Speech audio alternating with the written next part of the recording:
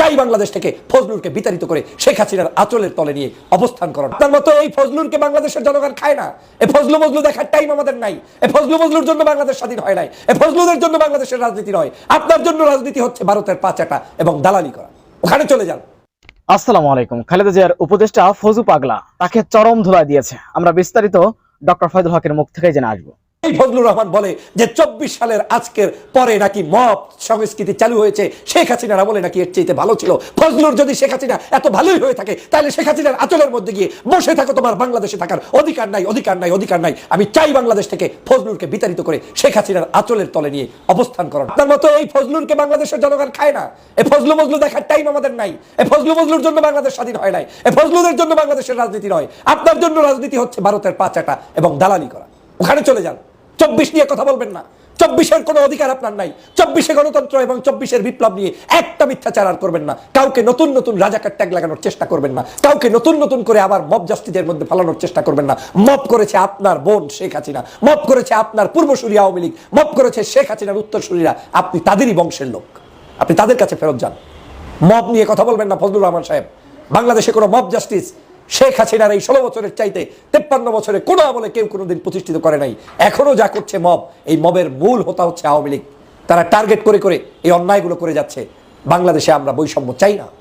বাংলাদেশের সকল রাজনৈতিক দলগুলোকে নিয়ে আমরা ঐক্যবদ্ধভাবে কাজ করতে চাই। কিন্তু এই ফজলুর রহমানরা বাংলাদেশে অনৈক্য সৃষ্টি করছে, বিভাজন সৃষ্টি করছে। আজকের 24-এর গণ অভ্যুত্থানের রাষ্ট্রের যে সকল শ্রেষ্ঠ সন্তানদেরকে বিতর্কিত করছে। ফজলুর রহমান সাহেব মন্তব্য করছেন শেখ হাসিনার আমলে মবের সংস্কৃতি ছিল না, যা এখন শুরু হয়েছে। যেই মব এখন হয়েছে, এই মব কোনোদিন শেখ হাসিনার সময়ে ছিল না। শেখ হাসিনার সময়ে রাষ্ট্র ব্যবস্থা এর চাইতে ভালো ছিল। এখন রাষ্ট্র ব্যবস্থা এতটাই খারাপ হয়ে গিয়েছে যে তিনি তার জীবনের নিরাপত্তার শঙ্কায় রয়েছেন। তিনি এখন স্বাধীনভাবে মত প্রকাশ করা, স্বাধীনভাবে চলাফেরা করা সব কিছুই এখন ঝুঁকির মধ্যে দেখছেন। অথচ এই ফজলুর রহমান 5ই আগস্টের পর থেকে তার মুখ থেকে যে ধরনের নিকৃষ্ট ভাষায়, যে ধরনের আওয়ামী লীগের পারপাস সাফ করার জন্য শেখ হাসিনার বিশেষ এজেন্ট হিসাবে সকাল সন্ধ্যা জুলাই বিপ্লবীদেরকে নিয়ে কটূক্তি করছে, ছাত্র জনতাকে নিয়ে কটূক্তি করছে, কখনো তাদেরকে রাজাকার, কখনো তাদেরকে আলবদর, কখনো তাদেরকে আল শামস, কখনো তাদেরকে জামাত শিবির, কখনো তাদেরকে মৌলবাদ, এরকম ট্যাগ দিয়ে দিয়ে সকাল সন্ধ্যা তার বিরুদ্ধে, এই বর্তমান প্রজন্মের বিরুদ্ধে লেগে আছেন। তার নাম অ্যাডভোকেট ফজলুর রহমান সাহেব। বিএনপির একজন উপদেষ্টা পরিষদের সদস্য নাম লাগিয়ে তিনি সকাল সন্ধ্যা এই অপকর্মগুলো করে আজ তিনিই বলছেন যে বাংলাদেশে নাকি মবের সংস্কৃতি চালু হয়েছে, যেই মব শেখ হাসিনার সময় ছিল না। শেখ হাসিনার সময় নাকি উনি নিরাপদে চলতে পারতেন, উনি বক্তব্য দিতে পারতেন। শেখ হাসিনার সময় নাকি উনি নিজে স্বাধীনভাবে মত প্রকাশ করতে পারতেন, জীবনের অন্তত পক্ষে ঝুঁকি থাকতো না।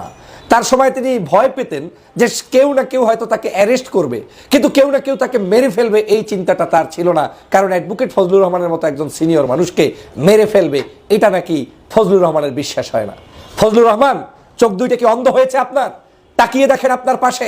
আপনাকে তো শেখ হাসিনা গ্রেপ্তার করবে না, আপনাকে তো শেখ হাসিনা অন্যায়ভাবে আপনার কি বলে ওই যে মব জাস্টিস আপনার উপরে করবে না, কারণ শেখ হাসিনারই তো আপনি পুত্র, আপনি তো শেখ হাসিনার দালাল, আপনি তো ভারতের দালাল। আপনাকে কেন সে করবে? আপনার চোখের পাশ দিয়ে দেখেন না এম ইলিয়াস আলী গুম হয়ে গিয়েছে? আপনার চোখের পাশ দিয়ে দেখেন না সাগর রনি হত্যা হয়েছে? আপনার চোখের পাশ দিয়ে দেখেন না সালাউদ্দিন কাদের চৌধুরীকে ফাঁসির কাস্টে ঝুলিয়ে হত্যা করেছে? আপনার চোখের সামনে দেখেন না আজকের মেজর সিনহা রাশেদকে চেকপোস্টে দাঁড় করিয়ে তারপরে ওসি প্রদীপ সেখানে হত্যা করেছে? আপনার চোখের সামনে দেখেন না যে র্যাবের সাবেক মহাপরিচালক বেনজিররা কিভাবে মানুষদেরকে হত্যা করেছে, পুলিশের আইজি থাকা অবস্থায় হত্যা করেছে? চোখের সামনে দেখেন না যে বর্তমান ট্রাইব্যুনালের অ্যাডভোকেট তাজুল ইসলাম সাহেব বলছে 1330 জন মানুষকে একজন ব্যক্তি গুলি করে করে হত্যা করতে এবং সেখানে রক্ত ছিটে আসলে আনন্দ পেত? এগুলো কি চোখের সামনে ভেসে ওঠে না? আপনি বলছেন যে মব জাস্টিস কাকে বলে? মব জাস্টিসের কি দেখেছেন? বিপ্রজিৎ হত্যা দেখেন নাই? বিশ্বজিৎকে যে হত্যা করেছে সেটা আপনি দেখেন নাই? আপনি কি দেখেন নাই যে আবরার হত্যা হয়েছে কিভাবে? আপনি কি দেখেন নাই যে একজন নারীকে বেঁধে রেখে স্বামীকে জঙ্গলে পাঠিয়ে দিয়ে তারপরে সেই বিশ্ববিদ্যালয়ের ক্যাম্পাসে আজকের একজন নারীকে ধর্ষণ করে হত্যা করেছে, একজন নারীকে বিভিন্ন জায়গায় হেনস্থা করেছে, বিভিন্ন সমাজের মধ্যে তাদেরকে আজকে ধর্ষিত করা হয়েছে? এগুলো কি দেখেন নাই? রাস্তায় রাস্তায় লাশ পড়ে থেকেছে, দেখেন নাই? দেখেন নাই যে গত 16টি বছর কত হাজার মানুষের উপর আক্রমণ করেছে? দেখেন নাই 5ই মের শাপলা চত্বরের কথা? দেখেন নাই 24-এর গণ অভ্যুত্থানের সময় 2000 মানুষকে হত্যা করা হয়েছে? এখন উচিত ছিল আপনার পরিবারের কাউকে ওই আন্দোলনের মধ্যে নিয়ে গিয়ে শেখ হাসিনা যদি বাটাম দিত, তাইলে আপনি বুঝতেন যে মব কাহাকে বলে। কিন্তু সমস্যাটা হচ্ছে আপনাকে তো সে বাটাম দিবে না, আপনাকে তো পেলে পুষে তৈরি করেছে। আর আজকের বাংলাদেশটা যারা যুবকরা, যেই ছাত্র জনতা বৈষম্য বিরোধী আন্দোলনের নেতারা দেশটাকে উপহার দিয়েছে, তাদের সাথে আপনারা এখন নতুন নতুন গল্প সাজান, নতুন নতুন তকমা লাগান, নতুন নতুন তাদেরকে দেশদ্রোহী বানানোর চেষ্টা করেন। সাধারণ শিক্ষার্থী ভালো কাজ করলেই সে শিবির হয়ে যায়, নামাজ পড়লেই সে শিবির হয়ে যায়, একটু দাঁড়িয়ে রাখলেই সে শিবির হয়ে যায়।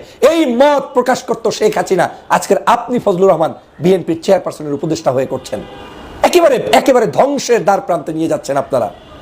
আপনি নিজেই বাংলাদেশটার একটা ষড়যন্ত্রবাজ। এই দেশে অবস্থান করার নৈতিক কোনো অধিকার আপনি ফজলুর রহমানের নাই। আমি চ্যালেঞ্জ দিয়ে বলতে পারি, আপনি এই দেশে বর্তমান সময়ের মানুষের মধ্যে বিভাজন সৃষ্টির জন্য আপনাকে রাখা হয়েছে, এবং আমি চ্যালেঞ্জ, আপনি একটা বেতনভুক্ত দালাল, কোনো সন্দেহ নাই। কেউ পারলে আমার চ্যালেঞ্জ গ্রহণ করুন। এই ফজলুর রহমানরা বর্তমান সময়ের বাংলাদেশের রাজনীতিকে ধ্বংস করার জন্য নেমেছে, অথচ আমার এই ছাত্রদের কৃতিত্ব এখন ভুলে যাচ্ছেন। আপনারা এখন ভুলে যাচ্ছেন। 24 ঘন্টা টকশো করছেন, 24 ঘন্টা মিডিয়ার সামনে নিজেকে উপস্থাপিত করছেন, 24 ঘন্টা যা তা বলছেন, গালিগালাজ করছেন, মুক্তিযুদ্ধকে নিয়েও আবার প্রশ্ন তুলছেন। হ্যাঁ, এখন 24 আলাদেরকে আপনার সহ্য হয় না। 24-এর সাথে 71-এর মুক্তিযুদ্ধ আপনি মিলাতে যান কেন? 71 71, 24 24। আপনি এখন 71-কে 24 মুছে দিতে চায়, 71-কে 24 একেবারে শেষ করে দিতে চায়। এই ধরনের আলতু ফালতু বক্তব্য দিয়ে জাতিকে বিভাজন সৃষ্টি করছেন, বিভ্রান্ত সৃষ্টি করছেন। 71-এর সাথে 24 কোনোদিন যায় না, 24-এর সাথে 71 কোনোদিন যায় না। যেই সেশনে আমরা যেটা অর্জন করেছি সেটা জাতির জন্যই আমরা অর্জন করেছি। আজকে আপনি যাকে তাকে রাজাকার বানিয়ে দেন, যাকে তাকে আলবদর বানিয়ে দেন, যাকে তাকে গালিগালাজ করেন, আপনার বিবেকে ধরে না। আপনি আবার কেমনে কিভাবে বিএনপির চেয়ারপারসনের উপদেষ্টা হয়ে বসে আছেন আমি নিজেও জানি না। আমার তো মনে হয় না যে আপনি কোনো অবস্থায় সুস্থ মস্তিষ্কের একজন মুক্তিযোদ্ধা। শেখ হাসিনাই হয়তো আপনাকে কোনো একটা উপাধি দিয়েছে, কারণ একজন ভালো মুক্তিযোদ্ধার মুখ থেকে কোনোদিন মিথ্যা কথা বের হয়ে জাতিকে বিভ্রান্ত করতে পারে না, কারণ মুক্তিযুদ্ধের সেই আইডলদের মধ্যে এটা পড়তে পারে না। কিন্তু আপনি এটা করছেন, আমি অবাক হয়ে যাই। চোখের সামনে শেখ হাসিনার সকল হত্যাযজ্ঞগুলো ভাসে না। দেখেন নাই 2013 সালে মব জাস্টিস কায়েম করে বাংলাদেশের শাহবাগে সেই নর্তকীরা কি করেছিল? দেখেন নাই? এদেশের আলেম ওলামা, দেলোয়ার হোসেন সাইদি, কাদের মোল্লা, আলী, আপনার কি বলে আলী হাসান মুজাহিদ, মীর কাসেম আলী, এভাবে করে তাদের নিজামী সাইদি সবাইকে যে হত্যা করলো, সেগুলো আপনাদের চোখের সামনে বাজে না? চোখের সামনে দেখেন না যে একজন জীবন্ত শহীদ এটিএম আজহার যখন মুক্তি পেয়েছে, তার এই মুক্তির কি বলা হয়েছে? বলা হয়েছে তার নামে যত আনিত অভিযোগ এগুলো মিথ্যা, প্রমাণিত নয়, এগুলো সত্য নয়, এই অভিযোগগুলো সত্য নয়। আর তার মধ্য থেকে প্রমাণ হয়েছে বিগত দিনে যাদেরকে ফাঁসির কাস্টে ঝুলিয়েছেন প্রত্যেকেই হচ্ছে নিরপরাধ। আপনি আওয়ামী লীগের মতো করে যাকে তাকে আবার রাজাকার ট্যাগ লাগিয়ে দিবেন, এদের বিরুদ্ধে বলবেন, সেটা তো জাতি প্রত্যাশা করে না, সেটা তো জাতি খায় না। আপনার মতো এই ফজলুরকে বাংলাদেশের জনগণ খায় না। এই ফজলু মজলু দেখার টাইম আমাদের নাই। এই ফজলু মজলুর জন্য বাংলাদেশ স্বাধীন হয় নাই। এই ফজলুদের জন্য বাংলাদেশের রাজনীতি নয়। আপনার জন্য রাজনীতি হচ্ছে ভারতের পাচাটা এবং দালালি করা। ওখানে চলে যান। 24 নিয়ে কথা বলবেন না। 24-এর কোনো অধিকার আপনার নাই। 24-এ গণতন্ত্র এবং 24-এর বিপ্লব নিয়ে একটা মিথ্যাচার আর করবেন না। কাউকে নতুন নতুন রাজাকার ট্যাগ লাগানোর চেষ্টা করবেন না। কাউকে নতুন নতুন করে আবার মব জাস্টিসের মধ্যে ফালানোর চেষ্টা করবেন না।